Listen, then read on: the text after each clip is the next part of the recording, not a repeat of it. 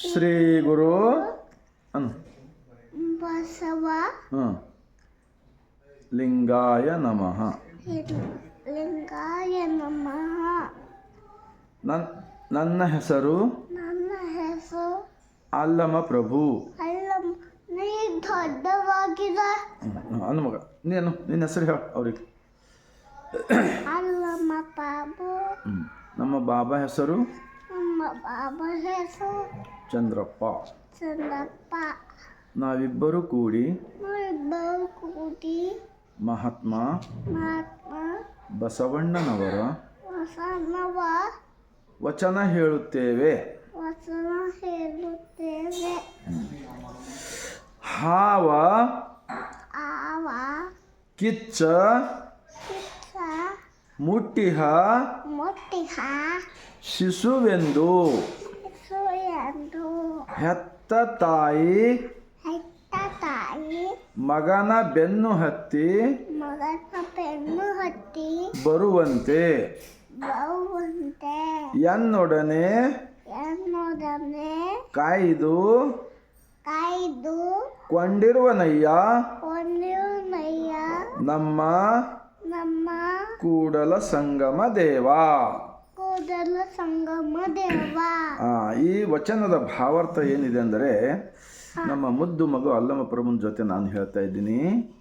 ಮಹಾತ್ಮ ಬಸವಣ್ಣನವರು 12ನೇ ಶತಮಾನದಲ್ಲಿ ಅನುಭವ ಮಂಟಪದಲ್ಲಿ ಬರೆದಿರ್ತಕ್ಕಂಥ ಈ ವಚನವನ್ನು ಏನು ಹೇಳಿಕೊಡುತ್ತೆ ಅಂದರೆ, ಮಣ್ಣು ಬಿಟ್ಟು ಮಡಿಕೆ ಇಲ್ಲ, ತನ್ನ ಬಿಟ್ಟು ದೇವರಿಲ್ಲ. ನಾವು ದೊಡ್ಡವರಾದಾಗ ನಮ್ಮ ತಂದೆ ತಾಯಿಗಳ ಮೂಲಕ ನಾವು ಎಲ್ಲವನ್ನು ಕಲಿತುಕೊಂಡಿರ್ತೇವೆ. ಹಾಗೆಯೇ ಚಿಕ್ಕ ಮಕ್ಕಳಿದ್ದಾಗ ಒಂದು 6 ತಿಂಗಳ 1 ವರ್ಷದೊಳಗಿಂದ ಇದ್ದಾಗ ಅವು ಏನು ಕೈ ಸಿಕ್ಕರೆ ಅದೆಲ್ಲ ಹಿಡಿತವೆ. ಒಂದು ಹಾವು ಬಂದರೂ ಕೂಡ ಅಂಜುವುದಿಲ್ಲ, ಅದನ್ನು ಕೂಡ ಹಿಡಿತವೆ. ಮತ್ತು ಅಡುಗೆ ಮಾಡ್ತಕ್ಕಂಥ ಒಲೆ ಕಡೆ ಹೋಗಿ ಮಕ್ಕಳು ಆ ಬೆಂಕಿ ಸಲ್ಲಿ ಕೈ ಹಾಕ್ತವೆ. ಮತ್ತು ಏನಾದರೂ ಚೂಪಾದ ವಸ್ತುಗಳು ಅದರಲ್ಲಿ ಮುಟ್ಟುತ್ತವೆ.